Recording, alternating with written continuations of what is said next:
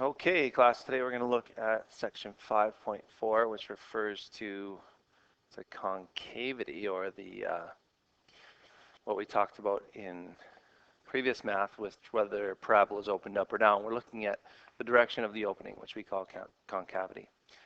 And what we know is that the first derivative will tell us how the original graph is changing y, or the rate of change of y with respect to x.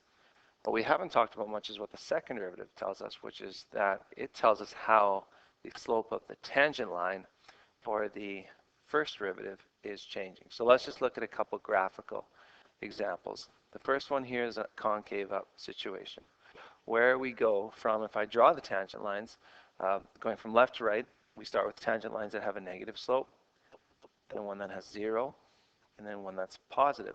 So it's just like on a number line. If we start at negative numbers and go to 0 and then go to positive numbers, we're getting larger and larger, or we would say it's increasing. The slope of the tangent line is increasing. So what we can say then is that because the slope of the tangent line is getting larger, that the rate of change is positive. The second derivative, which describes the first derivative, the change in the first derivative is positive.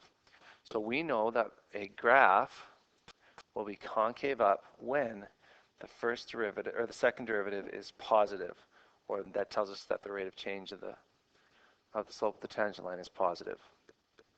The opposite is also true. When it's concave down, we see that we go from having a positive slope to no slope to a negative slope, a negative slope, which means, again, in the number line, it'd be like you're going left to right, or right to left. You're going from positive to 0 to negative. It's getting smaller and smaller, or decreasing. So as the first derivative is getting smaller, we would say its rate of change is negative. It's decreasing in value. So we say the second derivative is less than 0. And there's a point where it's going to switch, where it is neither less than 0 or greater than 0, but where it's equal to 0. And when the second derivative is equal to 0, it's neither increasing nor decreasing. It's not changing. We call that the inflection point. And in fact, we are going to abbreviate that point of inflection with POI, where it is neither increasing or decreasing. So to do these questions, we are going to find the first derivative,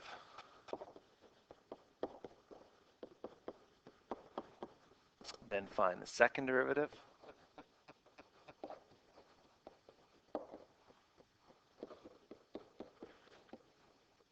and what we're concerned with are where it's concave up and also the point of inflection. So I'm going to start with the point of inflection.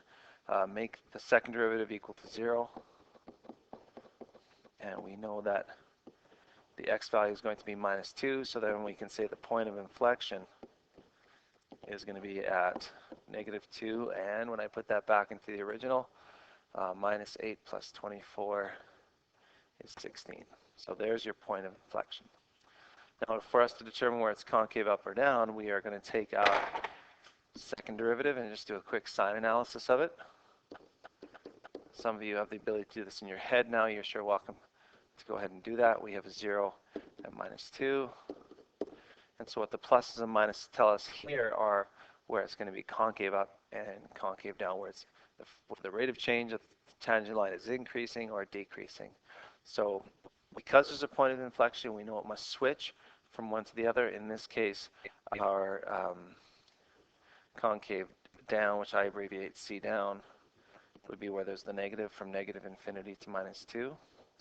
And then concave up, which I abbreviate with cup, is from negative 2 to infinity. Notice neither of them include minus 2 because that's where it is neither increasing or decreasing.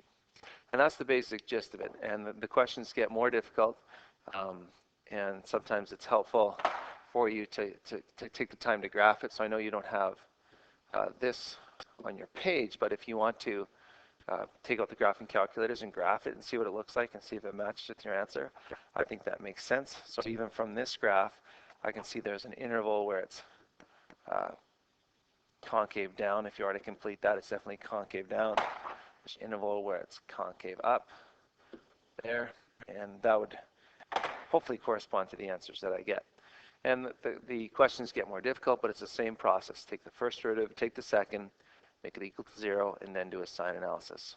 So here's the questions we're going to work on, and let me help you as you work, and we're going to figure this stuff out together.